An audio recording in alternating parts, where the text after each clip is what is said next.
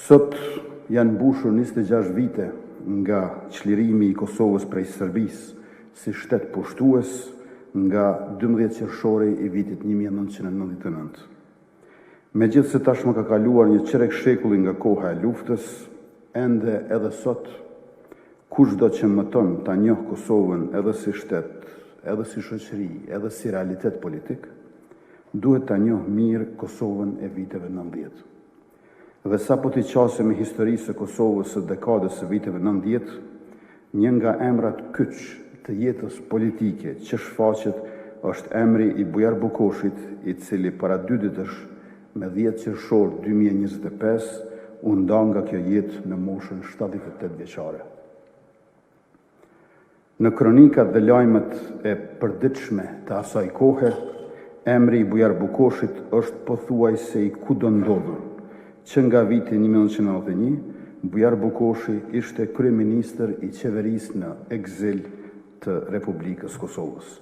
Në një kohë kur ai u refuzua nga shumë të tjerë, Bujar Bukoshi e mori detyrën e kryeministrit Kosovës nga presidenti Ibrahim Rugova me 12 tetor 1991.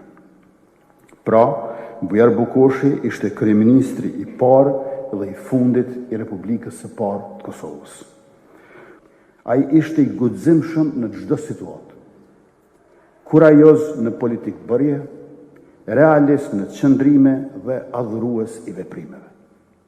Në vjeshtën e vitit 1997, ish kryeministri Bujar Bukoshi ishte përkrahës I protestave studentore të Universitetit Publikës Prishtinës si institucion republike e vatë rezistence e që aso kohë udhëhiqej njëherë nga rektori Ejub Statovci e më pas nga rektori Zënel Kelmendi.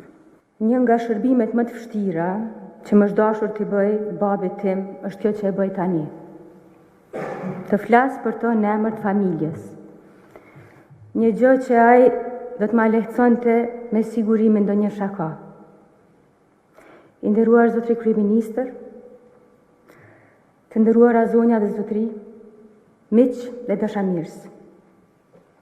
Në emër të familjes ju falenderojmë përzemërsisht për praninë tuaj dhe për hapësirën për të kujtuar e nderuar babin. Shumë prej jush e njihni atë çfarë babi ka bërë si mjek, si veprimtar politik për lirinë e Kosovës dhe shërbimin e tij si kryeministër I parë I Kosovës. Ne familja e tij natyrisht që e njohim Bujar Bukoshin si person publik, por e njohim edhe atë që shumica nuk e njeh. Bujarin si baba, bashkëshort dhe si gjysh.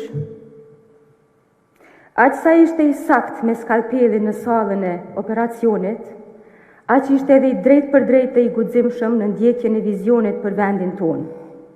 Me Bujar Bukoshin me lidhë një miqësi e gjatë pa asnjë pretendim, as për të ndryshuar botën, as për të ndryshuar rregullat e jetës. Thjesht u nisëm nga një ideal dhe arritëm aty ku arrin shumica e njerëzve të SRS-on. Më shumë të zhgënjur dhe më pak të lumtur që bëm një rrugë të mundimshme për të përballur së fundi jo me dimensionin abstrakt të një ideali, por me përmasën reale të një bote e cila pamëshirshëm t'i pamundson dhe t'i shpërban të gjitha ëndrat.